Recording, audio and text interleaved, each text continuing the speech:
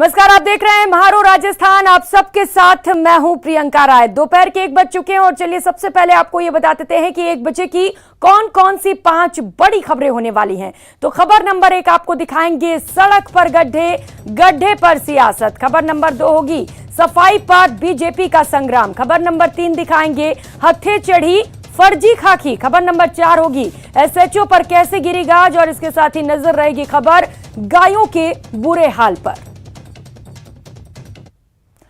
और खबरों की शुरुआत करेंगे विश्वेंद्र सिंह बहाना कांग्रेस निशाना। मंत्री विश्वेंद्र सिंह के बयान पर बीजेपी ने अपनी प्रतिक्रिया दी है। बीजेपी प्रदेश अध्यक्ष पूनिया ने सरकार पर तंज कसा। उन्होंने कहा कांग्रेस सरकार में भी उतने ही गड्ढे हैं जितने उनके क्षेत्र में सड़कों पर गड्ढे हैं। अगर सड़क पर जाते हैं तो उनके नट बोल्ट ढीले हो जाते हैं। गड्ढों पर मंत्री का सवाल उठाना बड़ी बात है। कांग्रेस सरकार, मंत्रिमंडल, जनता का हाल बेहाल है, ये तमाम बड़ी बातें कही गई हैं। बीजेपी की ओर से निशाना साधा गया है कांग्रेस सरकार पर और सड़कों पर जिस तरह से गड्ढे बने हुए हैं इसे लेकर बीजेपी की ओर से तंज कसा गया है। कांग्रेस पार्टी और सरकार कब ऐसे गड्ढे भरेगी ये देखने वाली बात होगी। तो बड़ी खबर इस वक्त की आपको बता रहे हैं, जैसा कि विश्वेंद्र सिंह ने सड़कों को लेकर निशाना बनाया था, सवाल उठाए थे सरकार पर, इसी को लेकर अब बीजेपी पलटवार कर रही है। बीजेपी की प्रतिक्रिया सामने आने लग गई है। बीजेपी प्रदेश अध्यक्ष पूनिया ने सरकार पर तंज कसा है। उन्होंने कहा है कि जिस तरीके से प्रदेश की सड़कों पर गड्ढे हैं उसी तरह से कांग्रेस सरकार में भी गड्ढे हैं।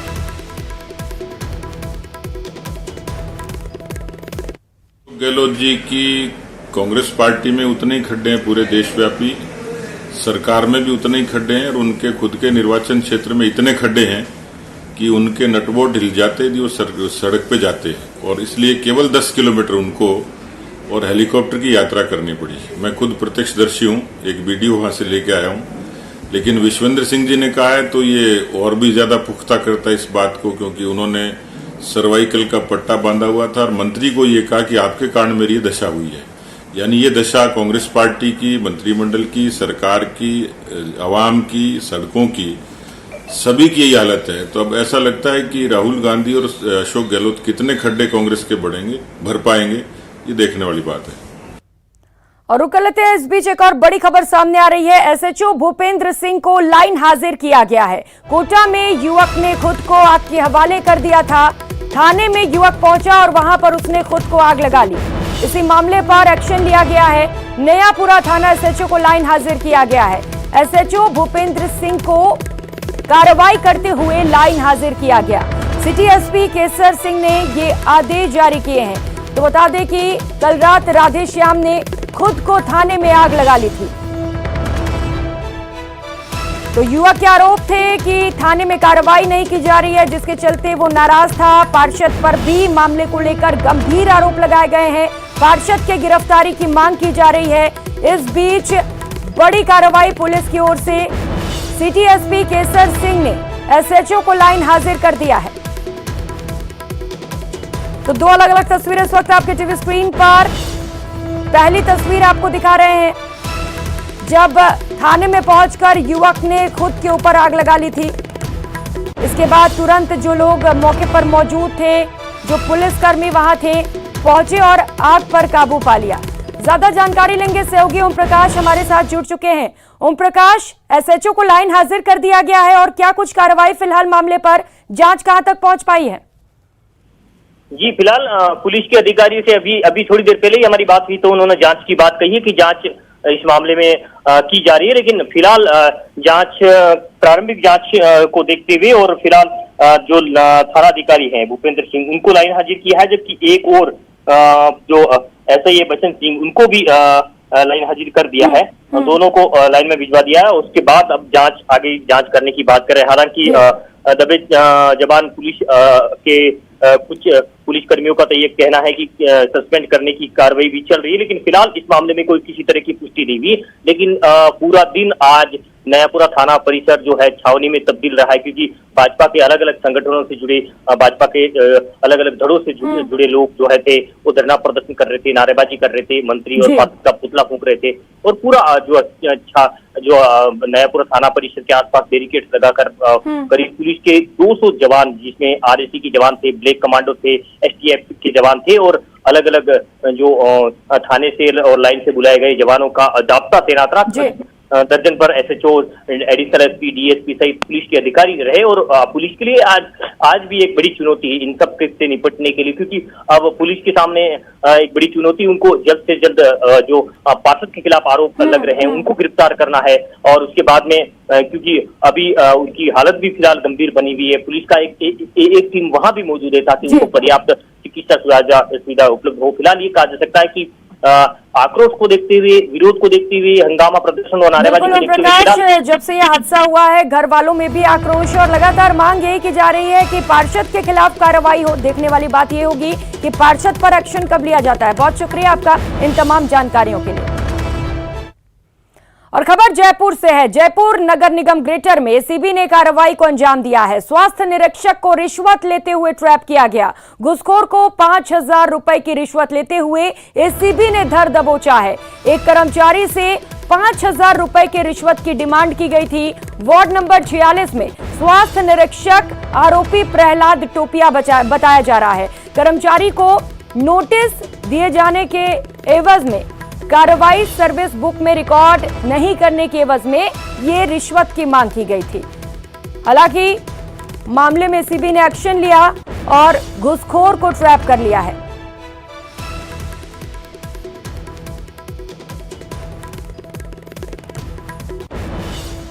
तो जयपुर से बड़ी खबर आपको बता रहे हैं, जहां पर एक बार फिर से एसीबी की ओर से बड़ी कार्रवाई की गई है। स्वास्थ्य निरीक्षक को 5,000 की रिश्वत लेते हुए एसीबी ने ट्रैप किया है।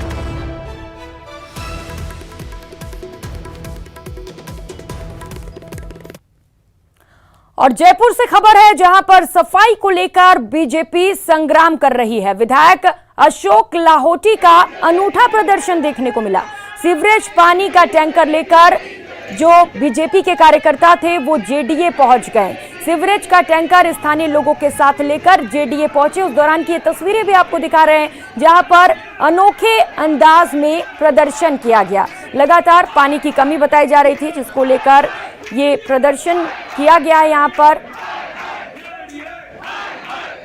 तो सफाई को लेकर बीजेपी ने मोर्चा खोल दिया है और जेडीए पहुंचकर प्रदर्शन किया गया। हाथों में तख्तियां लिए बीजेपी के कार्यकर्ता वहां पर पहुंचे। इसके साथ ही विधायक अशोक लाहोटी भी वहां पर मौजूद रहे, जिन्होंने वहां पर जाकर प्रदर्शन किया है।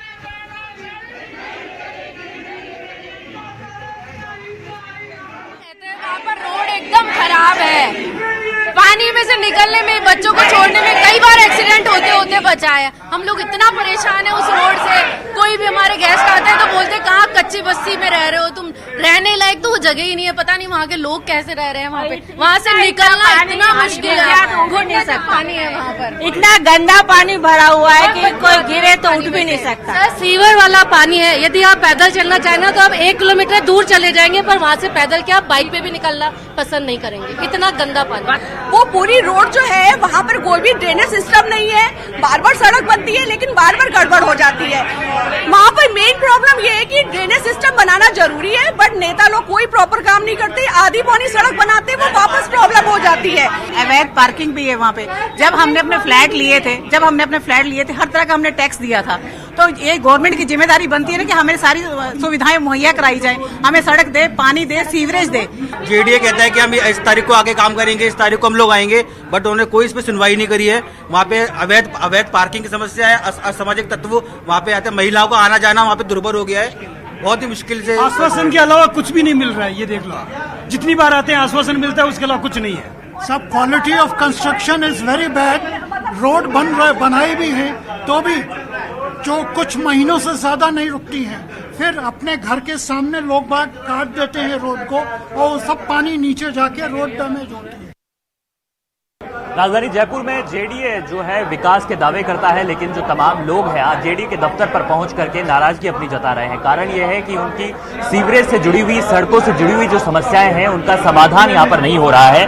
अधिकारी उनकी सुनने को कोई तैयार नहीं है। अपने विरोध प्रदर्शन के जरिए अब लोग यहां पर पहुंचे हैं। अशोक लाहौटी उनके विधायक जो है सांगानेर क्षेत्र के, वो यहां पर इस ट्रैक्टर पर सवार होकर के यहाँ आए और आज उन्होंने दावा किया है कि यहाँ पर गंदा पानी जो है वो जेडीए के परिसर में फैला करके जाएंगे अगर उनकी समस्या का समाधान नहीं हुआ। समस्या का समाधान होना हमें बहुत मुश्किल लगता है, क्योंकि इच्छा शक्ति इनकी बिल्कुल भी नहीं है। काम बिल्कुल भी जो है ये नहीं करते। अब कौन सी सरकार काम करेगी हमें पता नहीं है। पिछले 9 साल से मैं देख रहा हूँ वो अभी भी वहाँ पर है, जबकि as per court, supreme court के हिसाब से 6 महीने से ज्यादा स्टे रह नहीं सकता, लेकिन उसकी कोई प्रबंध नहीं है कि वो स्टे को हटाया जाए। कर्मण बहुत ज्यादा, ट्रैक्टर, ट्रॉलियां, ठेले लगे हुए हैं, छोटा सा रोड है वो भी तैयार नहीं है। लाइटें नहीं है, रोड पर लाइटों के नाम है, लाइट है वो जलती भी नहीं है। कचरा वचरा कुछ भी नहीं उठाया जाता वहाँ पे, और अवैध बूचर खाने वगैरह सब कुछ है वहाँ पे, उसका भी नहीं है। और इतनी नालियाँ नहीं है, कोई जैसे ऑटो रिक्शा में भी पानी आ जाएगा। सोचे हम कितने त्रस्त होंगे आने के लिए। मतलब ड्रेनेज, सीवर, सबसे बड़ा प्रॉब्लम तो ये वहाँ पे जो पानी है वो सीवरेज पानी है। दूसरी बात यदि आप विलेज से जाना चाहो नहीं जा सकते। तो तमाम समस्याओं को लेकर के यहाँ पर लोग पहुंचे हैं और अपनी नाराजगी यहाँ पर जता रहे हैं। जेडीए में इस समय भी हंगामा बरपा हुआ है और विधायक अशोक लाहौटी और जेडीसी के बीच में चर्चा यहाँ पर चल रही है और साथ ही में कहा कि आज अगर समस्या का समाधान उन्हें यहाँ पर नहीं मिलता है तो उसके बाद में आर्य पार होगा। कैमरा पर्सन अविनाश के साथ महेश राधू, न्यूज़ 18 जयपुर। और रुक कर लेते हैं इस बीच एक और बड़ी खबर जयपुर से सामने आ रही है, जहां पर डेपुटेशन और सरप्लस डॉक्टर्स हटाने का विरोध किया जा रहा है। जयपुरिया अस्पताल के बाहर धरना प्रदर्शन लगातार जारी है। पूर्व मंत्री और स्थानीय विधायक कालीचरण सराफ के नेतृत्व में यह धरना प्रदर्शन किया जा रहा है। करीब 32 डॉक्टर्स को अस्पताल से हाल ही में हटाने का विरोध किया जा रहा है। जुर्म की टक्कर में कॉलोनी के अंदर रही है। इस सरकार ने चिकित्सा विभाग को ठप करके रख दिया है। इसके लिए स्पेशल सुविधाएं भी रखी गई थी।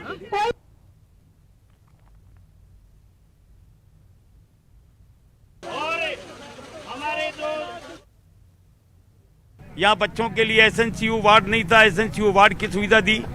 महिलाओं के लिए मैटरनिटी हॉस्पिटल नहीं था, यहाँ 60 बेड मैटरनिटी हॉस्पिटल के लिए किए। उसका ये परिणाम हुआ कि यहाँ ओपीडी 250-300 से बढ़कर के 2,500 और 3,000 हो गई।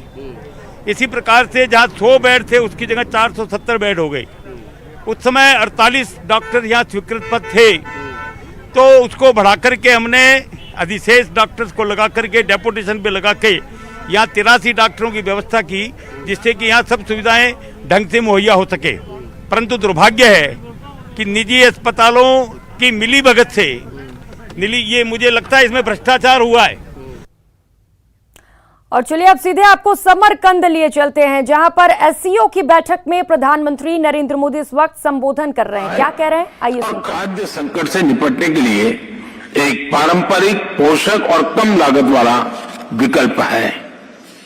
वर्ष 2023 को UN international year of millets के रूप में मनाया जाएगा। हमें एससीओ के अंतर्गत एक मिलेट फूड फेस्टिवल के आयोजन पर विचार करना चाहिए। भारत आज विश्व के मेडिकल एंड वेलनेस टूरिज्म के लिए सबसे किफायती डेस्टिनेशन में से एक है। अप्रैल 2022 में गुजरात में WHO global centre for traditional medicine का उद्घाटन किया गया।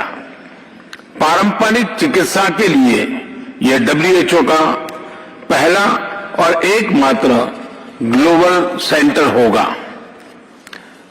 हमें एससीओ देशों के बीच ट्रेडिशनल मेडिसिन पर सहयोग बढ़ाना चाहिए। इसके लिए भारत एक नए SCO working group on traditional medicine पर पहल लेगा। अपनी बात समाप्त करने से पहले मैं प्रेसिडेंट मिर्जियोयेव को आज की बैठक के उत्कृष्ट संचालन और उनके गर्मजोशी से भरे आतिथ्य के लिए फिर से धन्यवाद अदा करता हूं। बहुत बहुत धन्यवाद।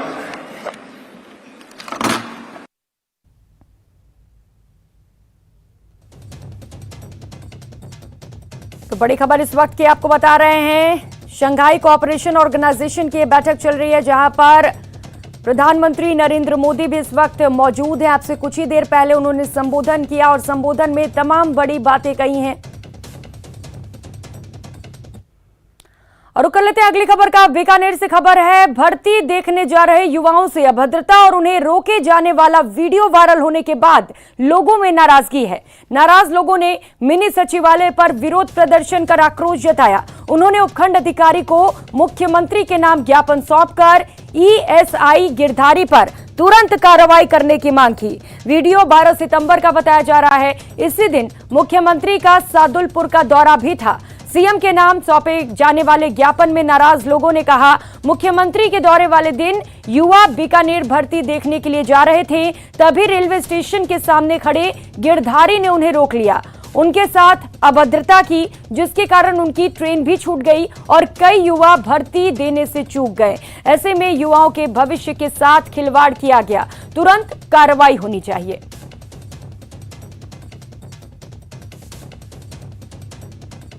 तारीख को मुख्यमंत्री के दौरे के दौरान बीकानेर में आयोजित सेना भर्ती में शामिल होने वाले युवकों को पुलिसकर्मी गिरधारी लाल के द्वारा वो उनके साथ बुरा व्यवहार किया गया और उनको रेलवे स्टेशन से भगा दिया गया और उसके कारण वो भर्ती से वंचित रह गए। उसी संबंध में हमने आज एसडीएम को ज्ञापन देंगे और उसके खिलाफ कार्रवाई की मांग करेंगे। और फिलहाल यहाँ वक्त तो चला एक छोटे से ब्रेक का। ब्रेक के उस पार आपको दिखाएंगे उफान पर बरसाती नदियां, जोखिम में जान।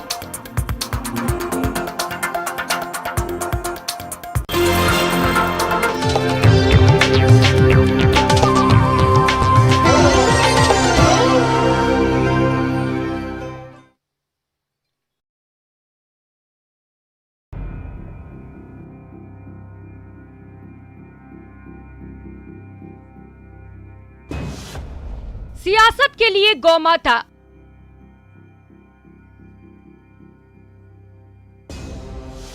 मुश्किल में कोई नहीं साथ आता।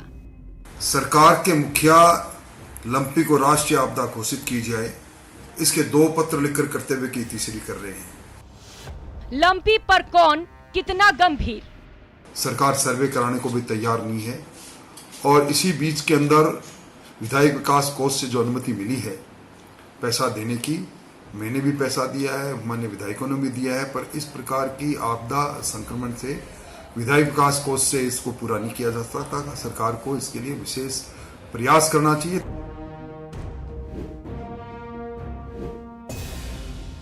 गौवंश को बचाने के लिए मुखर रही बीजेपी के नेता राजेंद्र राठौड़ ने विधायक फंड से गौवंशों को बचाने की मुहिम की जो बात की है, क्या उसकी हकीकत आपको पता है?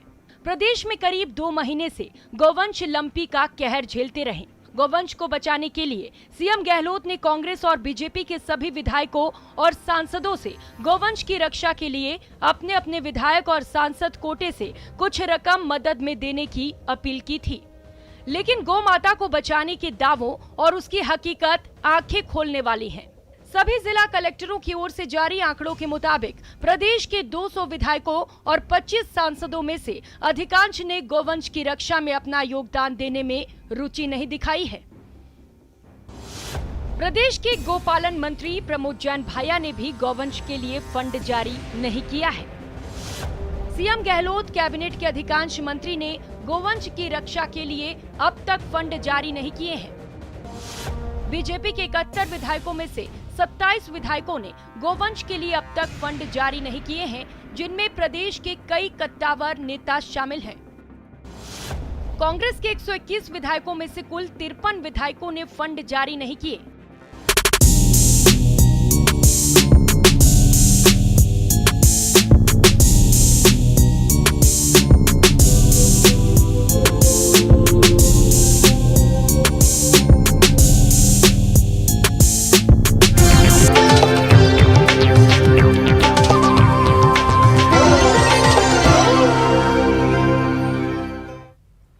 ब्रेक के बाद आप सभी का स्वागत है और अब बात बारां की, जहां 2 दिनों से हो रही बारिश से नदी नाले एक बार फिर से उफान पर हैं। समरानिया क्षेत्र में बारिश के चलते यहां से गुजर रही बरसाती नदियों में अच्छी पानी की आवक हुई है। कस्बे की दोनों बड़ी नदियों में पुलों पर 2-2 फीट से अधिक पानी की चादर चल रही है, लेकिन लोग जान जोखिम में डालकर बहाव के बीच पुलिया पार कर रहे हैं। कई बार लोगों के इन पुलिया में बहने से मौत भी हो चुकी है। आए दिन हादसे होते रहते हैं, लेकिन लोग इससे कोई सबक नहीं ले रहे हैं और इन्हें आने जाने से रोकने वाला भी यहाँ पर कोई नहीं है।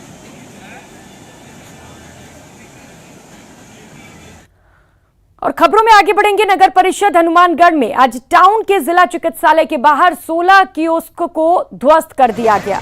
बड़ी संख्या में पुलिसकर्मियों की मौजूदगी में नगर परिषद की टीम ने 16 दुकानों पर पीला पंजा चलाते हुए उन्हें ध्वस्त किया, जबकि हाईकोर्ट से स्टे होने के कारण 3 दुकानों को छोड़ दिया गया।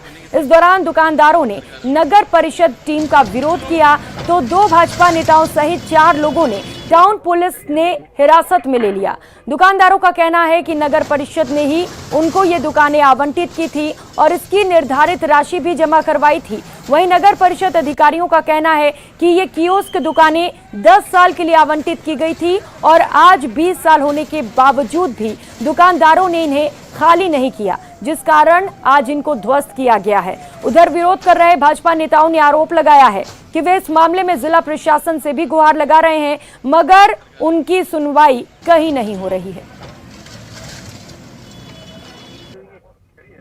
लोगों को जब मुख्यमंत्री की योजना के निमित्त कियोस्क मिले हैं और आज जब हम बार बार प्रशासन से समय मांग रहे हैं, उसके बाद भी समय नहीं दिया जा रहा है, जबरदस्ती की जा रही है। 2 घंटे का समय ये कोई तरीका थोड़ा ही है। सरकारी हॉस्पिटल के सामने जो 19 कियोस्क आज से 20 वर्ष पूर्व 10 साल के लिए आवंटित किए गए थे, उन कियोस्क को आज उनमें से 3 को स्टे, जिन पे हाईकोर्ट का स्टे था, उनको छोड़ते हुए बाकी सभी को आज शांतिपूर्वक तरीके से हटा दिया गया।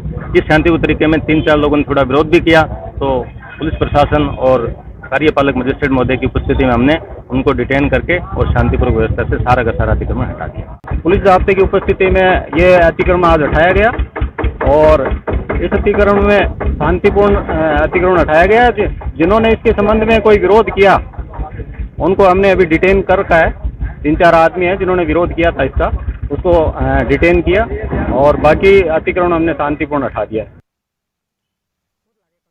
है जोधपुर के भोपालगढ़ में राजकीय उच्च माध्यमिक विद्यालय दाड़मी में विद्यार्थियों ने तालाबंदी करते हुए स्टेट हाईवे जाम कर दिया। इस दौरान उनके परिजन भी मौजूद रहे। पिछले लंबे समय से शिक्षकों के रिक्त पदों को लेकर पढ़ाई चौपट होने के कारण विद्यार्थियों में आक्रोश है। मामले की जानकारी मिलने पर सरपंच भी मौके पर पहुंची। वहीं सरपंच ने उपखंड अधिकारी और शिक्षा विभाग के अधिकारियों को भी जानकारी दी। CBEO भी मौके पर पहुंचे। अध्यापक की कमी है, इसलिए सरकार से निवेदन है कि हमारे अध्यापक की पूर्ति कीजिए।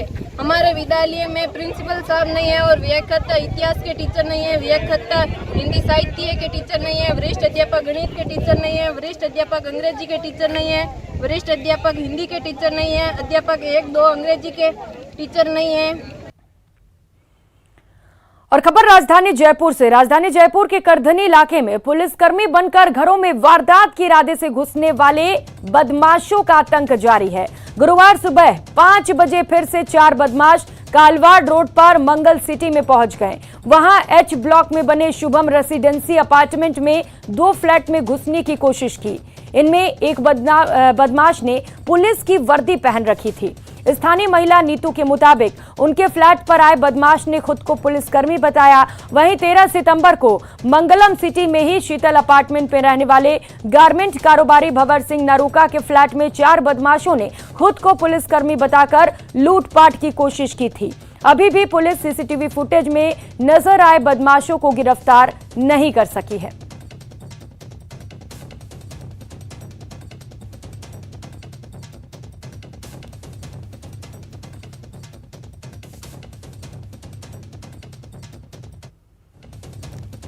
तो एक बार फिर से लूट की कोशिश की गई है। पुलिस के वेश में इस वक्त लुटेरे पूरे प्रदेश में घूम रहे हैं। ऐसे में न्यूज़ 18 राजस्थान आप सभी से अपील करता है कि अगर कोई आपके पास पुलिसकर्मी बनकर आता है या खुद को पुलिस बताता है तो सबसे पहले उसका ID कार्ड जरूर चेक करें, क्योंकि इस तरीके से लगातार लूट की कोशिशें पूरे प्रदेश में की जा रही हैं और CCTV फुटेज भी सामने आए हैं और इसी आधार पर गिरफ्तारियां की गई हैं। लेकिन आप सतर्क रहिए।